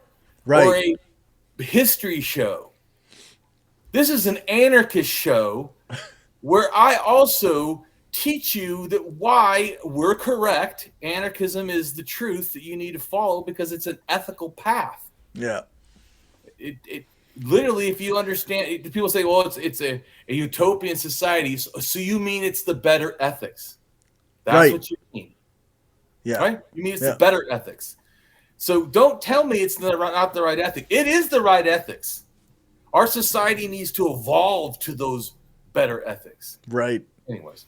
Yep. So that's why I always talk about politics. As I told you before, people say, oh, if you didn't talk about politics, cut all that, just make it about the history you talk about. Oh, well, go somewhere else. There's fucking 1,000 fucking shows. Yep. Yeah, there's lots of history shows. Because I want to relate what is going on. And we talk about capitalism. We talk about socialism and anarchism and how and the opposite of them, like authoritarianism and hierarchy. And we talk about how it's bad and how the pyramids and the mounds relate to that, how the hierarchy even of deities. There's the Most High. Yep. That's already showing you that it's hierarchy.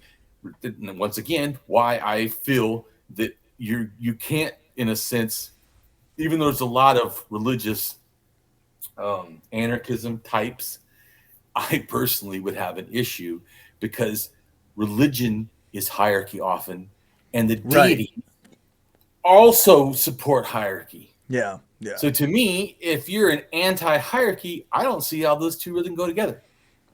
But I mean, once again,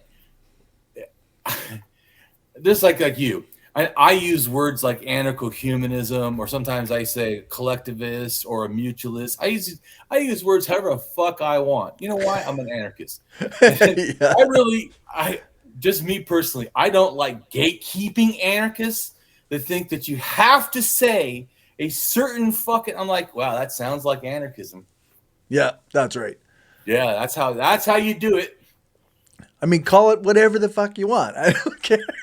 Right. That's why someone before said that I would never call myself that. I'm like, oh, you never said you had to. Yeah, I like explain why I feel it's good for me. yeah. But anyway, Absolutely. so and that's the same thing. I'm trying, and I could make a show where we just specifically talked about the Native American only from that perspective. But Right. that's not my show. My Right. show is to expose the evolution of religion almost every time we talk, so you can understand that that's the real truth. Yeah. The seeing it from their viewpoint is seeing it from just a microcosm of a bunch of other planets. It's like thinking the only planet in the universe is the Earth because we're on it. Right. Right. Seriously, that's how Yeah. I see it. And that's an error. Yeah. Yeah. That's a mistake. Anyway, so that's why, like I said, why I want to talk. And also, like you said, I want you to be able to ask questions or me clarify 10,000 times, which could irritate some people. Yeah.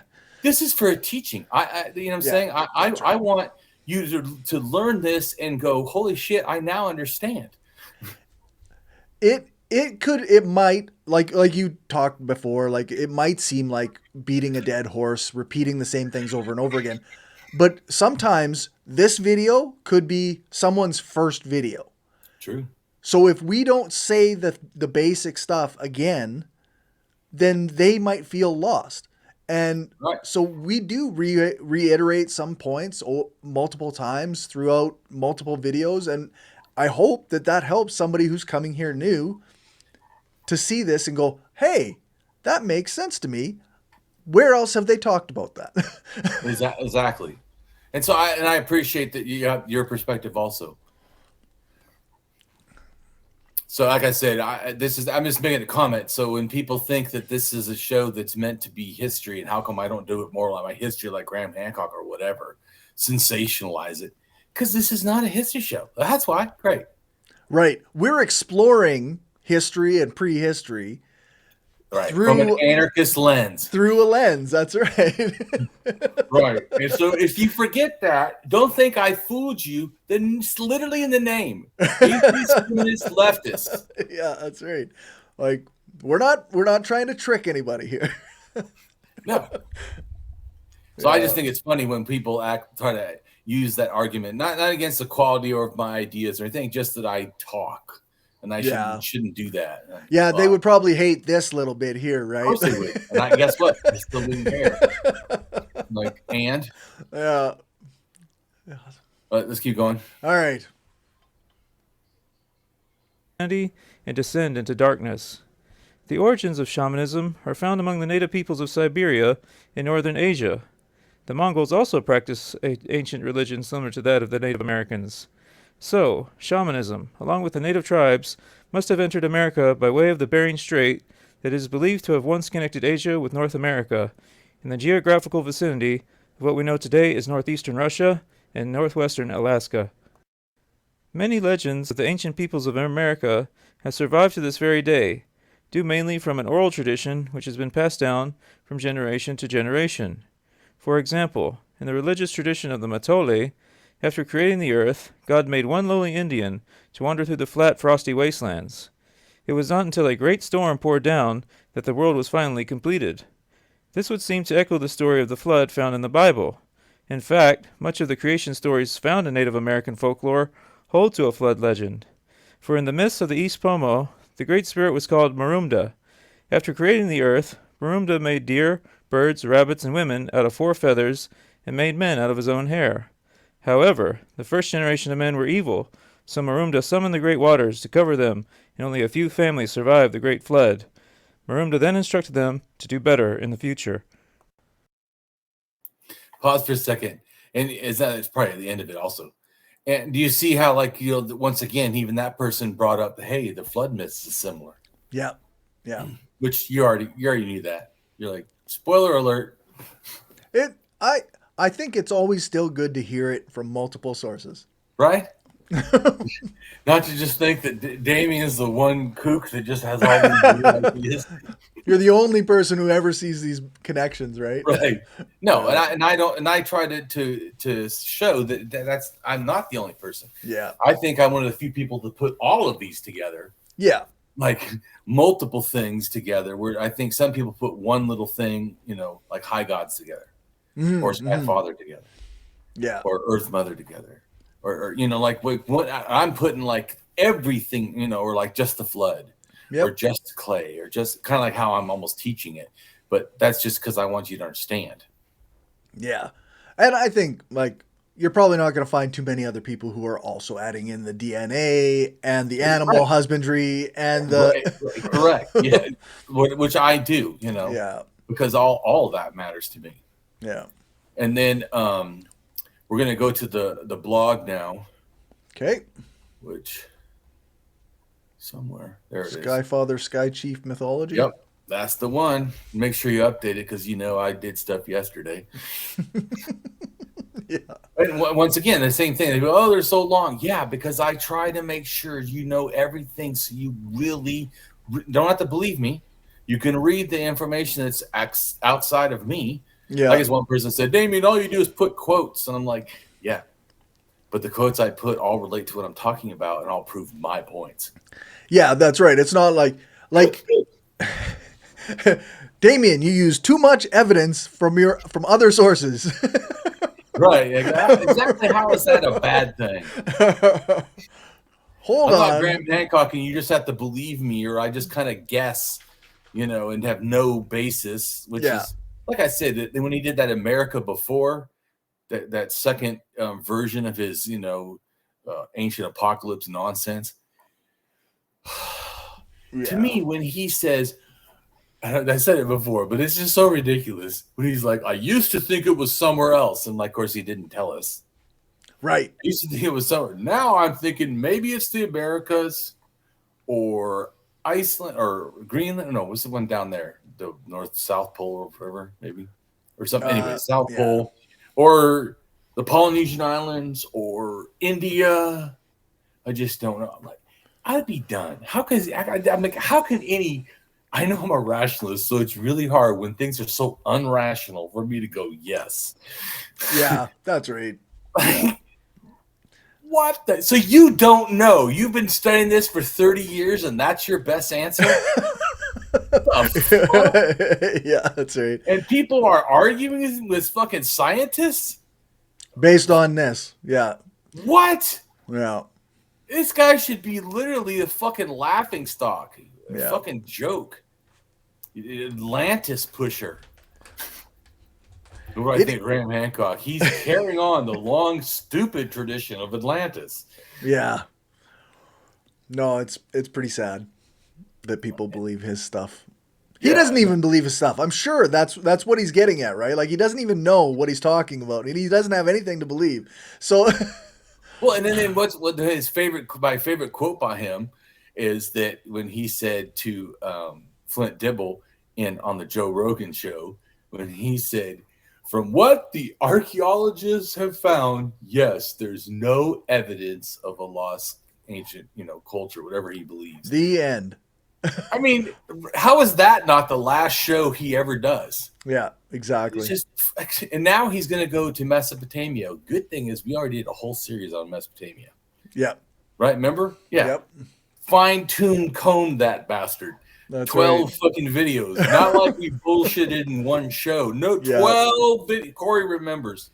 Yep. I have a lot of information about Mesopotamia in my head that I did not have before.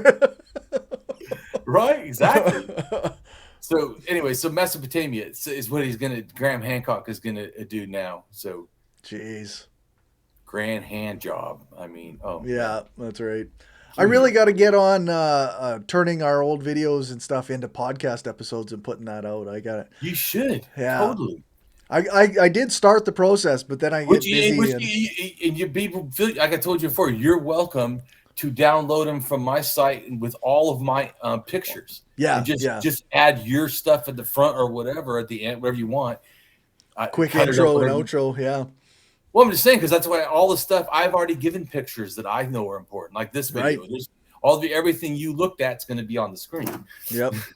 And You of know, course, so- there's always the links to your blogs for correct, sourcing yes. and information. about it. Yes, So and you could correct, and the blogs are even more in depth, and they have links to everything, even like a pictures. I have like Yeah. multiple links that relate to everything on there, both what I used and that helps you understand what you're looking at. yeah, If you just click, as always, one person goes, "How am I supposed to do?" I was like, "I don't know. Hit the links, maybe." yeah, that's right. They're there. Read 'em? Yeah. Once you trust me, if you read all those links, that picture will make a fuck ton of sense. Yeah, that's right. Well, I guess if you don't, it won't. So, but anyway, but going to the blog, Sure. so we'll go to the first picture, and this is the my ideas and timing of and way it went, the arrows of how the language spread. Mm-hmm. And so this is, I think it came in from Asia, Right. like the DNA and language, as Skyfather myths hit the trinket, and then it goes down to these other cultures, number 2, and then it goes over, it becomes the stuff that eventually becomes New York and all that, the Algonquin, number 3. Right. Right. Okay. And then then the other ones are the numbers are what I think the spread. This is kind of speculative, but the cultures are not. The numbers are speculative. Right. Right. Yeah. Okay. But the 1 isn't. I know for 100% that 1 is the Tlingit. Exactly. Yeah. Yeah. And I'm pretty sure about 2 and 3. It's all the other ones that it's probably more not so 100%, But see, that's one thing too is Graham Hancock, says these things. I don't hear percentages of how much he trusts it or doesn't. Right. Right. To me, if a person really cared about accuracy, they wouldn't list 4 or 5 or 10 places that the culture could be from. Yeah. What? Then you have no fucking clues. What you need to say? What the fuck? That's right. I would stop listening to someone that said some dumb shit like that. So I am showing you I know these cultures are there, these languages, and I think this is how it spread. And this is also have the Great Spirit. Right. Yeah, they've got their Skyfather. Correct. They all of them have this thing. So this similar idea. So it shows what it moved around, or my thought. Go ahead and read what it says. Great Spirit. The Great Spirit and the Evil One, Native American Navajo, the fathers of all fathers, or the Supreme Being, the Father of the Holy People, the Great Spirit, watches us by light, like sun, light, or moonlight, equals Skyfather, Creator, and Maker to all things. Corn, pollen, prayer are offered, sacred stone offering to protect us by the light of the sun. The Great Spirit is a common reference among many Native American tribes. There are 3 types of Great Spirit thinking. To Damien. And to me, this is my concept. No one else I've seen said this, but after reading all of it, the Native American beliefs, I go, okay, I think I understand. This is where I think they fit, kind of thing. Right. So then we've got number 1 is a Great Spirit, or from animistic type, or a Great Mystery, which is likely no referred gender. Number 2 is Great Spirit, a totemistic or shamanistic type. A Great Spirit is likely not fully seen as a god or goddess type spirit, and it could be an animal, but may have male or female gender. And number 3, the Great Spirit, paganistic type, a great or high god, likely a male gender, commonly related to the sun or blue or clear sky. And so this is to me what when that Navajo religion teacher was talking, that he is saying, which is obviously the paganistic, right? Even though he also makes it sound like it's sort of animistic in the fact that it connects to all things, whatever. So maybe it's a jumble of more than one, and some deities are a mix of deities. Right, right. Yeah, which makes sense, right? Like the idea that God is a he and it's a high God and it's above everybody, but also it's everything and Right. everywhere and Yeah. everyone. Right. Right. Yeah. Exactly. Right. So it's almost like it's mixing two concepts. In fact, that's a thing to me. I think that people don't get. Also, it goes back to shape shifting, which I think is probably about 50,000 or 40,000 or something years old. It's Okay. old. Yeah. Not that it really occurs, by the way. Right. The belief. I'm not going about religion. The Yeah. belief of shape shifting is I think is very old. It's older Right. than shamanism to me. I think it relates to totemism. Oh, okay. But then totem, in a sense, is a external representation of an internal idea. In a sense. So that you could see where those two would go together. Shapeshifting is supposedly an external change of an internal change. Right, right. Right, something like that. Anyway, but that because how I like to look at religion is, of course, not exactly how people would probably look at it. That's also why when some people say to me, well, you need to see it from their perspective. Yes, so I can understand it and then explain it. Not because I need to actually believe it from their perspective. Right. Yeah, that's right. Like you have to know what they believe from their perspective, but also view it from an outside perspective. Correct. Yeah. Hopefully with as little bias as possible. Well, right. Yes. And I do, you see, I more than probably a lot of atheists, especially, ones that are famous or whatever. I try to not do that. Yeah. Yeah, for sure. I see anything, even the most little magic belief is, to me, all that is just nonsense. It's not any different. Yeah. Saying because is reality a substance? Well, external non-reality certainly is not. And Right. then when you say there's an extra high non-reality, it never was a substance, and so you're not talking about anything. Adding more depth to non-reality doesn't somehow make it closer to real. Yeah, that's right. At least not for me. Let's put it that way. Yeah. Like when people have to use words like outside the universe or whatever, you're going like, well, then how do we even know? Like, what are you basing that on? Yeah. But once again, they all think that because they buy into all this nonsense that came way before them. Right, right. And they think I need to learn their way. It's like, no, you need to learn all this, and if you can still believe, good luck to you. Yeah. So then go ahead and read God's. This is my quote. God's like religions in general are cultural products. To me, high gods like Sky Father, Sun or Blue Sky usually, or storm deities on the deity's dark side like Yin and Yang, or Sky Mother, Moon or Stars. Myths beliefs are at 39% when tested in hunter-gatherers the world over. Yeah. Yep. And then there's a Native American site that has all these that they give that are Great Spirit related. Yeah. And you see there's quite a few, right? Yeah. Yeah. And then that's interesting. And if you notice the first one, right? Yep. It says man, so it's already gendered and it's male. It's probably a high god. And it says above, that makes it a high god. Yep. Right. I'm just showing you, once you kind of grasp, these are all kind of using the same Legos. Right. Just arranging them different. Yeah. Yeah, for sure. And so that's why when you click on some of these and see where it says Sky Chief, this is going to be a little bit different. But let's now go to where it says Native American culture, Great Spirit. Okay. Native American culture, the Great Spirit. Native Americans are traditionally very spiritual people, and most tribes revere the Great Spirit. This is an English translation of the Creator, a deity, or God. Native American culture to this day honors and is mindful of the Great Spirit, and Native American blankets, like the Pendleton Rio Canyon blanket, pay homage to the presence of the Great Spirit in all living things.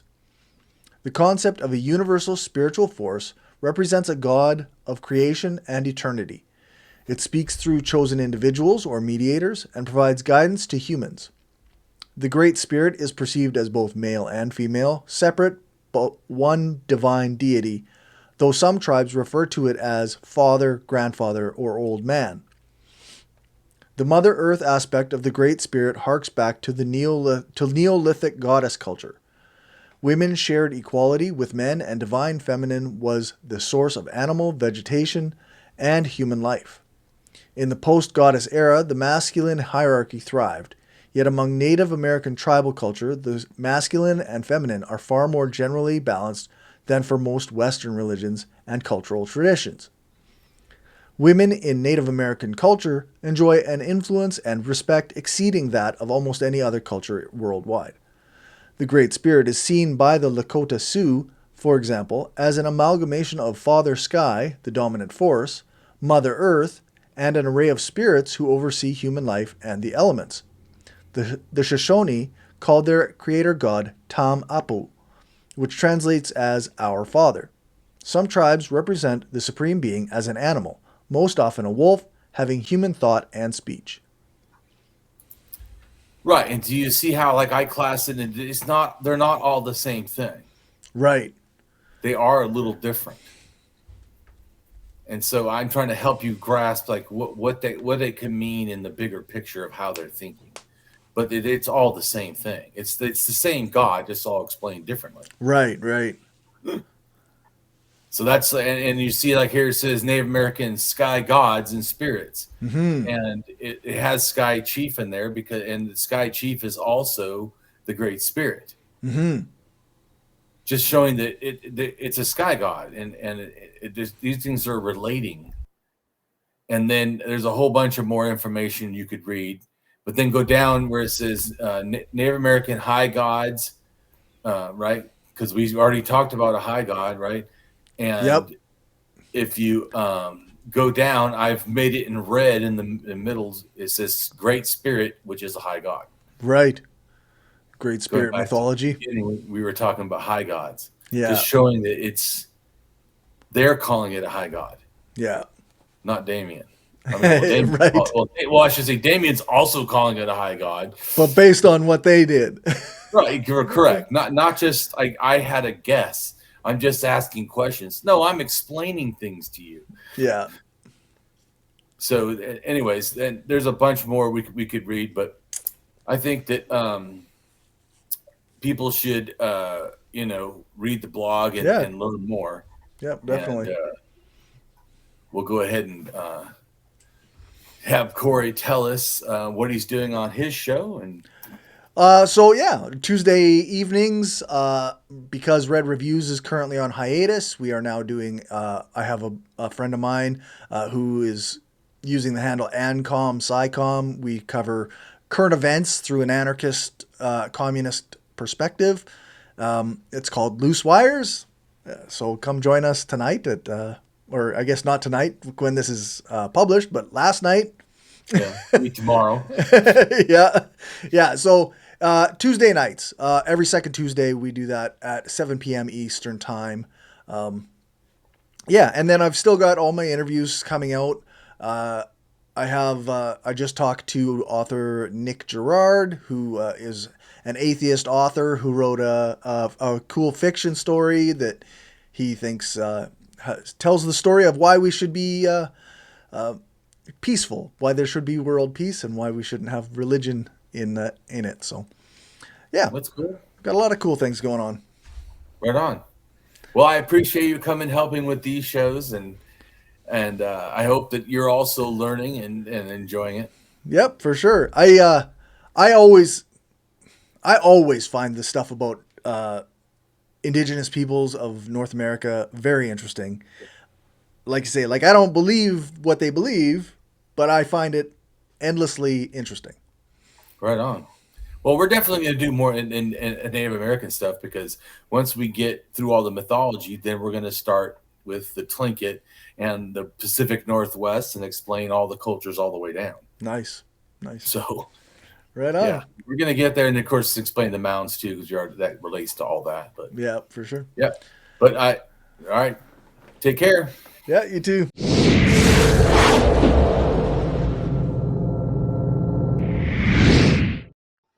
Hello, and welcome to my channel. I am Damien Marie AtHope. In the simplest terms, I am an atheist-humanist philosopher and prehistorical writer-researcher at DamienMarieAtHope.com. I am specifically an axiological atheist.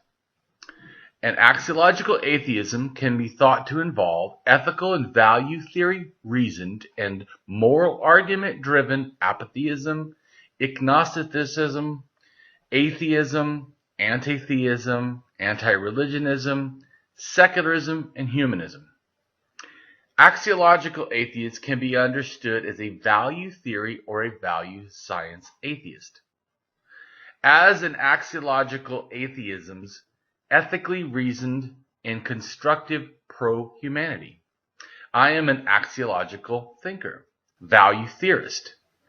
The science of goodness, worthiness, usefulness, valuableness, virtue, reliableness, accuracy, validity, morality, integrity, beneficialness, etc., etc. We axiologists have a value consciousness. And in general, we see the architecture of humanistic humanitarianism value in people that we see as dignity beings. Places and things are not.